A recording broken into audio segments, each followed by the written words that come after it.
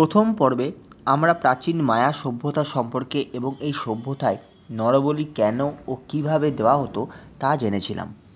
আজ আমরা দ্বিতীয় তথা অন্তিম পর্বে এই সভ্যতার তৈরি আশ্চর্য ক্যালেন্ডার ও অন্যান্য আবিষ্কার সম্পর্কে কিছু তথ্য আলোচনা করব। তো সুস্বাগতম বন্ধুরা, চ্যানেল জানতে ইচ্ছে করেতে। আপনাদের কাছে রিকোয়েস্ট থাকলো চ্যানেলটি সাবস্ক্রাইব, শেয়ার ও লাইক করার জন্য। পৃথিবীর বুকে প্রাচীন সভ্যতাগুলির উত্থান যেমন হয়েছিল, ঠিক তেমনই তাদের পতনও ঘটেছিল। এই মায়া সভ্যতার মানুষরা ছিল যথেষ্ট অ্যাডভান্স ও বৈজ্ঞানিকভাবে পারদর্শী। ঠিক যেন মনে হয় তারা চাইতো তাদের সম্পর্কে আমরা জানি, আবার তারা রহস্যও রেখে দিয়েছিল যে তারা কিভাবে ধ্বংস হয়েছিল। এরা অ্যাস্ট্রোলজিতেও যথেষ্ট উন্নত ছিল, এই জন্য এরা ভবিষ্যৎবাণী করতে পারত। এরাই মূলত বলেছিল 31শে ডিসেম্বর 2012-তে পৃথিবী ধ্বংস হয়ে যাবে, যা আজও অবশ্য ঘটেনি। এই দিনটিতে পৃথিবী ধ্বংস হবে বলে জোর জল্পনা শুরু হয়। নির্দিষ্ট হিসাবের ভিত্তিতেই মায়ান বিশেষজ্ঞরা বলেছিল পৃথিবী ধ্বংস হবে ওই দিন।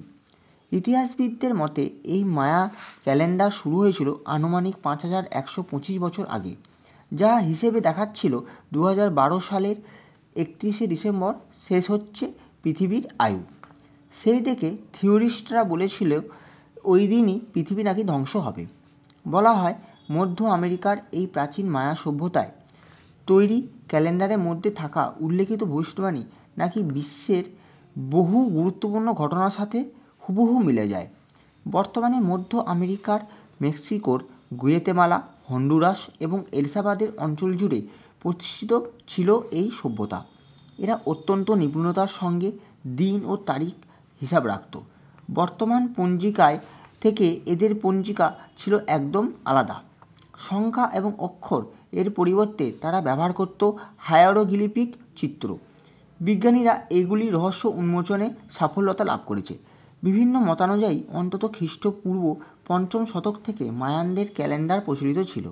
এরা বছরকে প্রথম 365 দিনে ভাগ করে নেয়।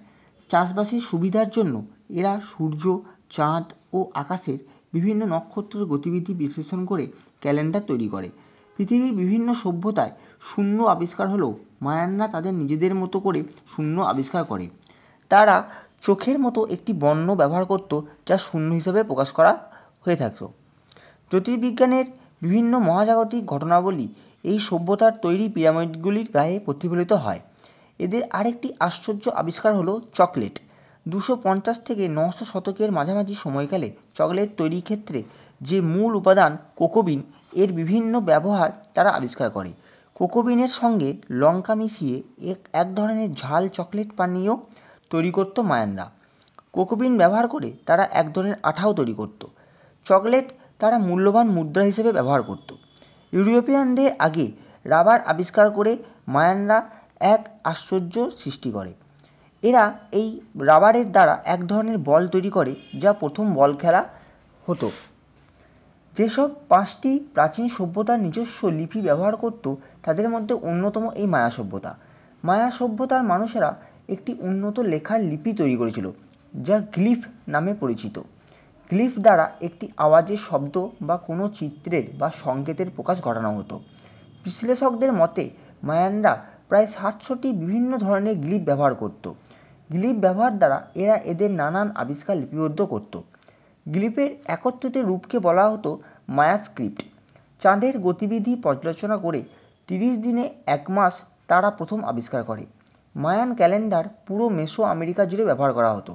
দিনের হিসাবে 3টি কাঠামো তারা তৈরি করেছিল, যা ছিল জলফিন বা দৈব সময় তালিকা, হাব বা সাধারণ ক্যালেন্ডার এবং দ্য লং কাউন্ট। সূর্যের ওপর ভিত্তি করে তারা তাদের 365 দিনের হাব ক্যালেন্ডারের প্রচলন শুরু করে। এই সভ্যতার শুরু থেকে হিসাব করা ক্যালেন্ডার হলো দ্য লং কাউন্ট। এই ক্যালেন্ডারটিতে 5125 বছরের এক চক্রের কথা বলা হয়, যা 2012 সালে 31শে ডিসেম্বর শেষ হচ্ছে। এটি দেখে অনেকেই মনে করে থাকেন ওই দিনই পৃথিবী নাকি ধ্বংস হবে, যা ভুল প্রমাণিত হওয়ার সাথে সাথে এটাও প্রমাণিত হয়েছে যে মায়ানরা এমন কোনো ভবিষ্যৎবাণী করেনি। লং ক্যালেন্ডার হলো মায়ানদের একটি চক্র। মায়ান ক্যালেন্ডারেতে পৃথিবীর ধ্বংস হওয়ার কোনো কথা উল্লেখিত নেই, বরং পৃথিবী আরও একটি বড় উন্নত চক্রের সম্মুখীন হবে। কিছু বিশ্লেষকদের মতে ভিন্ন দেশের আক্রমণে এই সভ্যতা ধ্বংস হয়ে যায়, কিন্তু এই সভ্যতার ধ্বংস হওয়ার আরও অনেক আগে থেকেই তা শুরু হয়ে গেছিলো। এই সভ্যতা রাজনৈতিক ও প্রাকৃতিক এই দুই কারণে ধ্বংস হয়, কিন্তু আসল তথ্যটি আজ পর্যন্ত উদ্ধার করা যায়নি। তো আপাতত এইটুকু বন্ধুরা, আপনাদের অসংখ্য ধন্যবাদ। আমার চ্যানেলটি সাবস্ক্রাইব, লাইক, শেয়ার ও কমেন্ট করে পাশে থাকার অনুরোধ রইল প্রত্যেকের কাছে। ধন্যবাদ সবাইকে।